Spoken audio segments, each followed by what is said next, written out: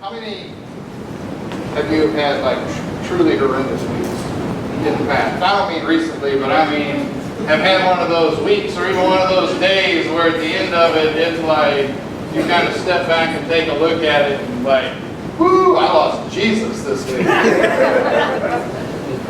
He was not there, or he was there and I wasn't paying any attention. When Jake had asked me to speak this weekend, I had been having one of those weeks, and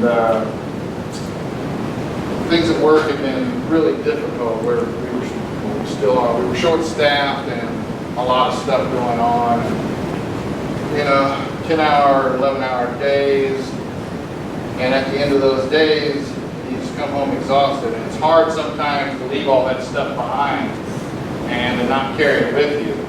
And at the end of this particular week, I was getting ready to leave, and I was talking to a coworker, and it just kind of hit me. We were talking about how the week had gone, and had this realization. It's like, man, if people heard the things that I said and how I felt about them at the end of some of these meetings, I've been unemployed because I was not very nice that week. And when I left, went and got my car, I did something I don't normally do. I switched over my radio to the Christian station, and that's odd for me because I'm not a fan of contemporary Christian music. And the song player had just started, and the song title was Just Say Jesus. And that hit me really hard. I actually just sat there in my car for a few minutes and let that kind of sink in. Mm-hmm. But when I'm talking about these struggles, it doesn't have to be a horrendous week. It can just be everyday struggles. It can be any feeling of being overwhelmed. Whether it's at work, like I was talking about, my ordeal at work, where it's just an overwhelming day at work, or maybe there's something going on in your home life and it's a struggle right now. Or maybe it's church. Maybe there's a struggle that you're having with church. For me, for the longest time, one of my biggest frustrations was our lack of growth. Generation Church seemed to be on this wave of up and down, up and down. And I used to complain about that a lot too. I complained about it to our previous pastor, Andrew. I talked to other elders about it. I talked to Jake about it. But I always got the same answer back, and it took a while for it to sink in. And it was basically, it doesn't matter how many people are there, as long as they're a family, because we're all brothers and sisters in Christ. Amen. And God will grow this church. But those are the kind of frustrations that we deal with every day. And what happens is we let those build up. We let those get at us. And then we start to question ourselves and things. For me, it came down to after that really bad week, and I realized how terrible I had been. Even though none of these people heard what I thought or what I said under my breath, I heard it. I said it, and it sunk in. And it started questioning me because, yes, I got saved, but what does it really mean to be a Christian? I mean, was I demonstrating Christian behavior? They didn't hear me. They didn't know. I didn't give any indication to anybody that I was behaving in an unchristian manner. But I knew, and of course God knew. So it started made me question myself, made me question my calling. Should I even be up here speaking to you? I still struggle with that from time to time. All right. It's a tough one, but God will lead the way. But it made me question myself, and I happened to be reading Romans at the time, and God just laid it on my heart about Romans 12, and the particular verses of 9 through 21. See, Romans, of course, written by Paul. And the theme of Romans, throughout the whole book of Romans, is the righteousness of God. And he was writing it mainly to the Gentiles, but also there was a small minority of Jews there, and he was writing it to them. But what he was trying to explain, what he was trying to get across was how do you work out your Christian faith in a practical way? And by practical way, I mean, how do you apply it to your everyday life, whether it be at home, whether it be at church, whether it be at work, whatever it is. How do you be a Christian in a practical way, both in the church and in the world? So, I don't have Romans 9 through 21 on the slide. I actually want you guys to open up your Bible or the Bible app or whatever it is you have to use. And just follow along with me, please, as I read this. Romans 12, 9 through 21. Let love be genuine. Abhor what is evil and hold fast to what is good. Love one another with brotherly affection. Outdo one another in showing honor. Do not be slothful in zeal. Be fervent in spirit. Serve the Lord. Rejoice in hope. Be patient in tribulation. And be constant in prayer. Contribute to the needs of the saints and seek to show hospitality. Bless those who persecute you. Bless and do not curse them. Rejoice with those who rejoice. Weep with those who weep. Live in harmony with one another. Do not be haughty, but associate with the lowly. Never be wise in your own sight. Repay no evil for evil, but give thought to what is honorable in the sight of all. If possible, so far as it depends on you, live peaceably with all. Beloved, never avenge yourselves, but leave it to the wrath of God. For it is written, vengeance is mine, I will repay, says the Lord. And to the contrary, if your enemy is hungry, feed him. If he's thirsty, give him something to drink. For by doing so, you will heap burning coals on his head. And do not be overcome by evil, but overcome evil with good. That's a lot of information. But it's a step-by-step. It's almost a how-to guide for being a Christian in the world. So I took a moment and I kind of broke those down into these. There's 12 little points. So I just want to touch on each one. So it says, have sincere love. Verse 9, is have sincere love for people. Hate everything that is evil. When he says, let love be genuine. It's real simple. Don't just say it, but mean it. Amen. I know guys, myself, when I first got saved and first got involved in Generation Church, I was one of those people that a handshake was enough. And there's a certain member of this church, Jay Will, who used to just delight in, he still actually delights in just invading my space. I had this zone around me, you know, it's a handshake stiff. I didn't want to be hugged and all that stuff by guys or anybody really for that matter. I had my space. And Jay Will just bulldozes in. Aaron knows but in the long run, it helped because it helped me overcome that feeling of distance that I wanted to keep, you know, an arm's reach kind of thing. And now it doesn't bother me so much. A little bit still, but not so much. But it's just about being genuine, being yourself. Jay Will, he's himself. When he comes up and bear hugs me, that is Jay Will. When Lowell gets up and he sings and dances, that is Lowell. He is showing genuine love, and he's showing it to everybody. And that's what we have to do. The other one, number 2, love each other as family, honor each other. I had no side note for that. Because it says it. I mean, we are a family. We are brothers and sisters in Christ. We should love each other. And we should honor each other. Matter of fact, we should try and outdo each other by honoring each other. We should always be singing each other's praises. Pointing out the things that people do that shows you them being Christian and shows their commitment to God and to their church, we should sing that out. Let everybody know. And if we all do that about each other, we just lift that spirit up and we show that praise to God even more. No laziness. Work hard. Serve with enthusiasm. That's pretty straight. Now, when I say no laziness, I don't mean, you can't have that day you're there on the couch and veg out, or go home and watch a football game, or NASCAR, or whatever it is that you enjoy doing from time to time. There's nothing wrong with that. I'm talking about the just sheer unwillingness to do it. I'm talking about at home, at work, at church.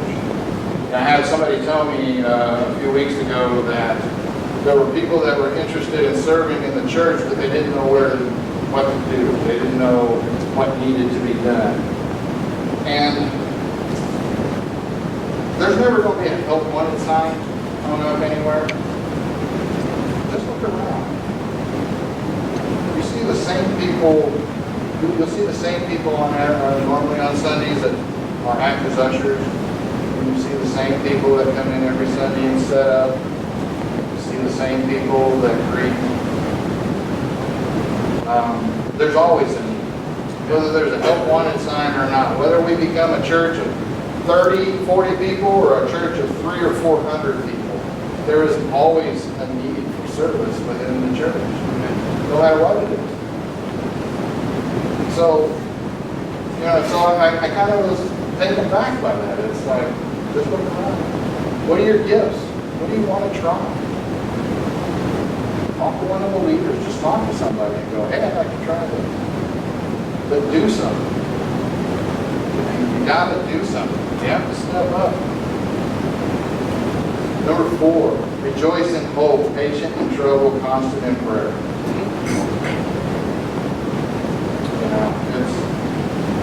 We all tend to panic from time to time when trouble strikes. We tend to panic time to time when things aren't going well. I come in and kind of one of those time things happen. This that by this time, and this time some this is going on. This morning was a good example. We ran kind of late this morning with setup, and I'm hawk watching. Like it's 11 o'clock. We were already supposed to be back there and pray, and rehearsal's already supposed to be done. We hadn't even done a mic check yet. So those things kind of get on my nerves, but I have to learn patience in that time. God's going to take care of it. He'll see us through that. Amen. And then rejoice in the hope. Celebrate life. Just enjoy life.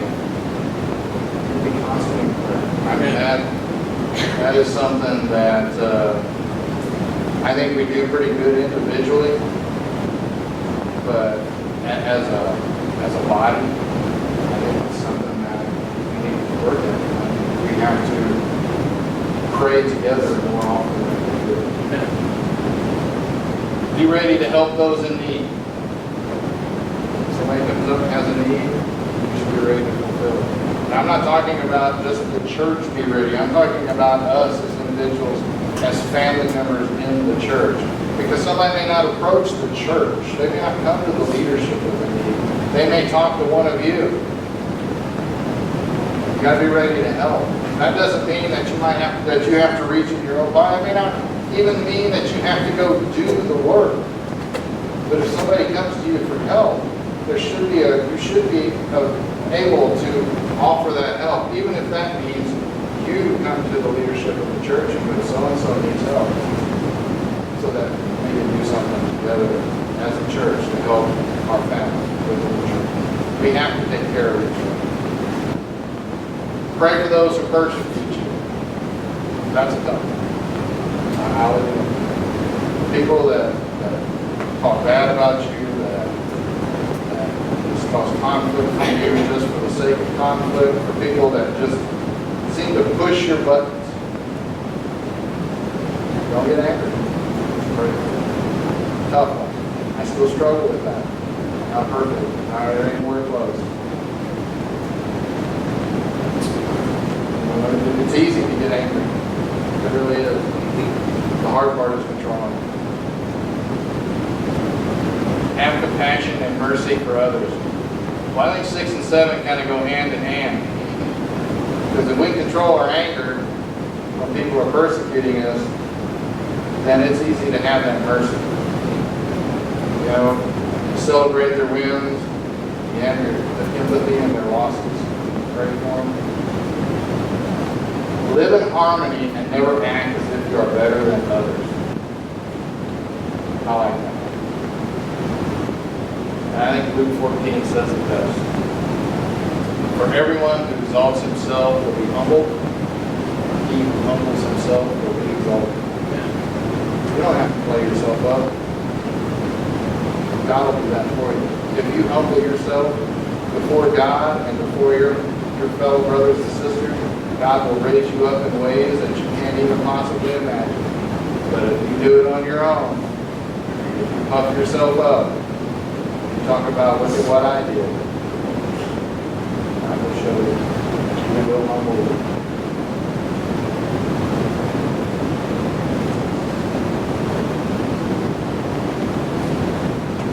Always behave in an honorable way. Brother Lowell said it best. We were talking yesterday. I can't remember exactly what we were talking about, but Brother Lowell said it well. Let your yes be a yes, and your no be a no. If you tell somebody you're going to do something for them, then do it. If something comes up and you can't do it, let them know. Let your yes be a yes, and your no be a no. Be honorable. And that's not just here in church. That is in life. That is the word. You may not want to do it, but if you say you're going to do it, do it because it honors God. And anytime we have an opportunity to honor God, we show other people what Christians truly look like. Live in peace with others.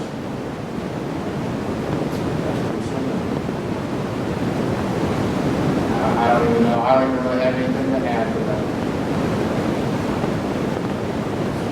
Never seek revenge or get even. There's in social media today, there's all this stuff that goes on.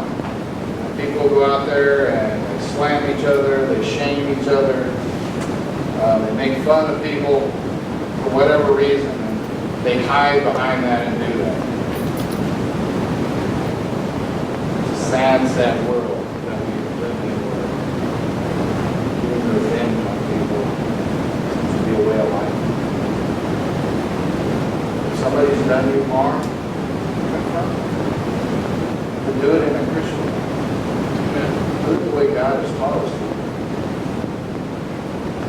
Don't go out behind their back or any other way attack them because you were hurt. That's not how that works. And number 12, always do what is good so that you will can. I think number 12 does a really good job of summing up 1 through 11. Because if we do the other things, then we always are doing what is good. We're trying. Like I said, we're not hurt, we're going to stop, we're going to fall.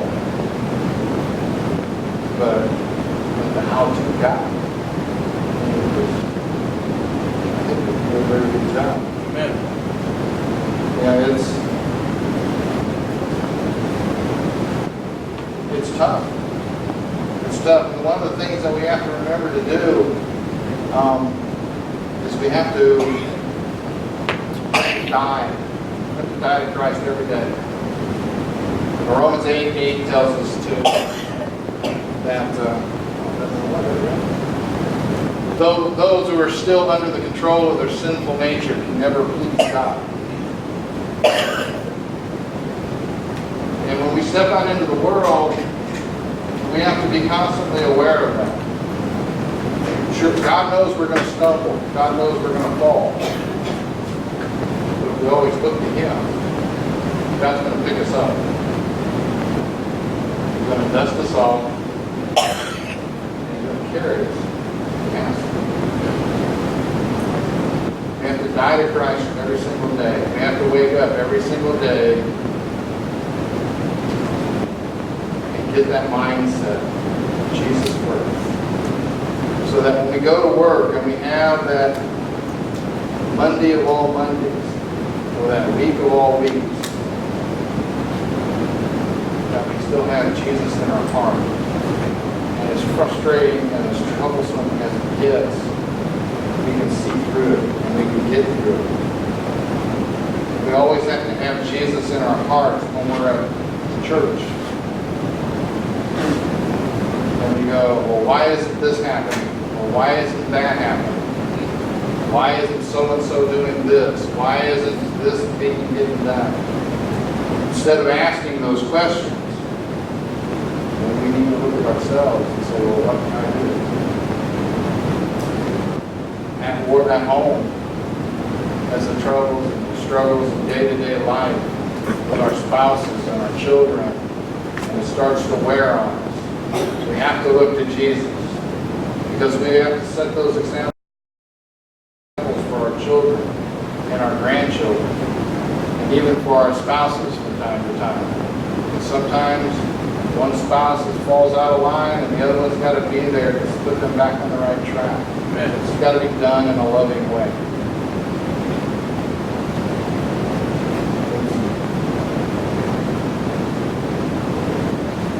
It's tough. It's something I struggle with. I'm sure it's something that y'all struggle with. It's something that we can talk to each other about. It's not hard to do.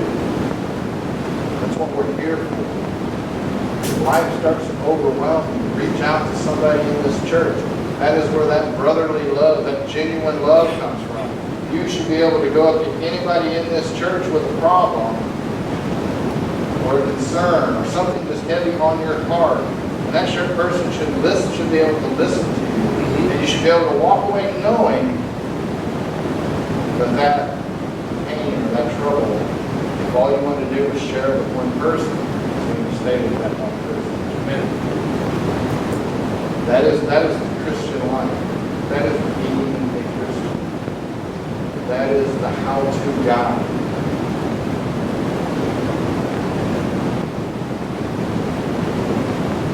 Galatians 2:20 tells us, I have been crucified with Christ. It is no longer I who live, but Christ who lives in me. And the life I now live in the flesh, I live by faith in the Son of God, who loved me and gave himself for me.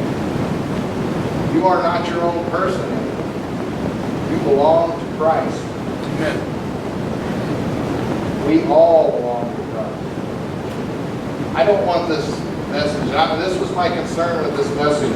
This is where I struggled with this all week getting ready for this, because I don't want it to sound like I'm standing up here scolding anybody, because I'm not. Because I am at fault of some of the same things that everybody else struggles with. This is not a scolding. This is a reminder for myself and for all of us that being a Christian is not an easy path to walk. It's a struggle daily.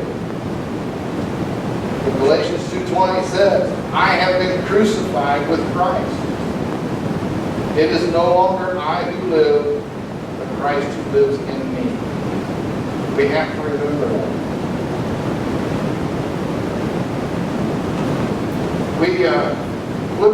I took all this stuff and I was talking to Jake and I was like, Jake, Romans 12, 9 through 21 is a message. That's a series. I'm taking out a verse and preaching the entire message. I need to summarize this. And so I went digging into the Bible. I needed something good. I wanted to take 9 through 12, or verses 9 through 21, and bring them into something cohesive. And so I found Philippians 2, 3 through 5. And I think it really sums up everything that I've been trying to say. Do nothing from selfish ambition or conceit, but in humility count others more significant than yourself. Let each of you look not only to his own interests, but also to the interests of others. And have this mind among yourselves, which is yours in Christ Jesus. That's what sums up all that I've been trying to say. Don't be selfish. Don't try to impress them. Humble. Think of others as better than yourself. Don't look out just for you. Watch other people's backs too. Take an interest in them. Take an interest in their lives. You know, we had that challenge one time in the old church where we did our challenge was to invite people out for dinner or a lunch or whatever and get to know somebody that you've never met before. And we did a good job of it for a period of that time. But like so many other things, once it was done, it was done. And we didn't keep those connections going. We should have to challenge ourselves every single day to reach out to our fellow Christians. We should know each other's names and numbers. We should be able to reach out and contact them. And I'll even go so far as to say that if you don't have every single elder's contact information, that's our fault. Because you should be able to reach, as a church, be able to reach out, whether it's just by email or whatever, to every single elder in this church. So if there is a concern, if somebody comes to you with a problem and they need help, you can't do it alone, and you have somebody that you can reach out to that can help as well.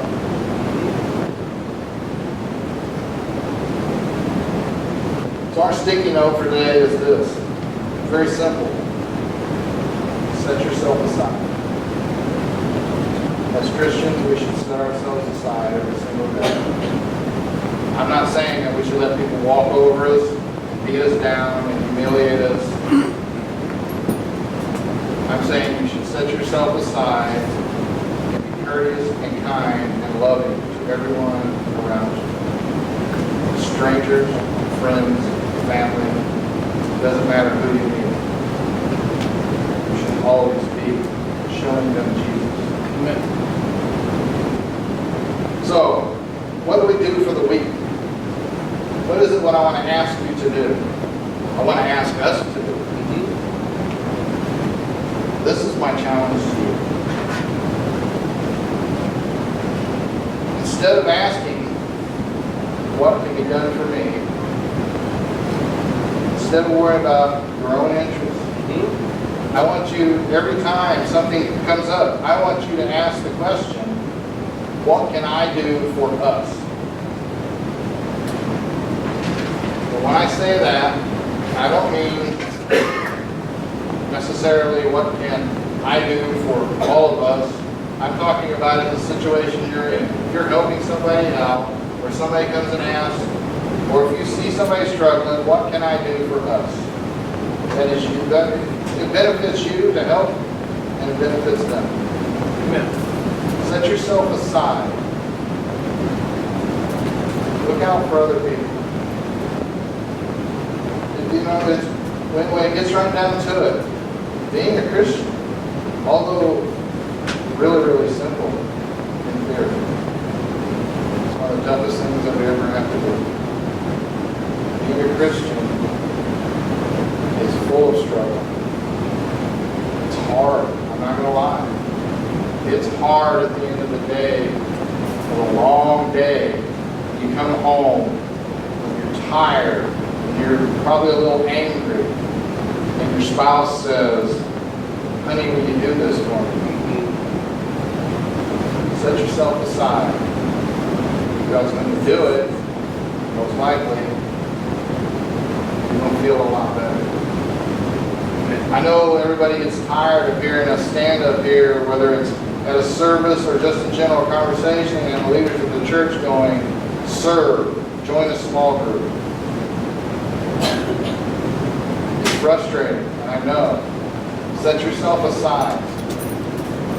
There are people that, since we have moved into this church, that haven't missed a Sunday setup. That's tough. 6 months that we've been here this month. We've been here at the end of this month, we've been here 6 months. There are some people who have served and come in every Sunday and set up like clockwork. I'm not asking you to do that. I'm not asking people to do that. But just think about it. If 2 or 3 people came in and helped out every once in a while, give one person a little break, a little breather, that they can just come in and come into service, sit down, and just enjoy service, knowing that things got taken care of. Set yourself aside. What can I do for us?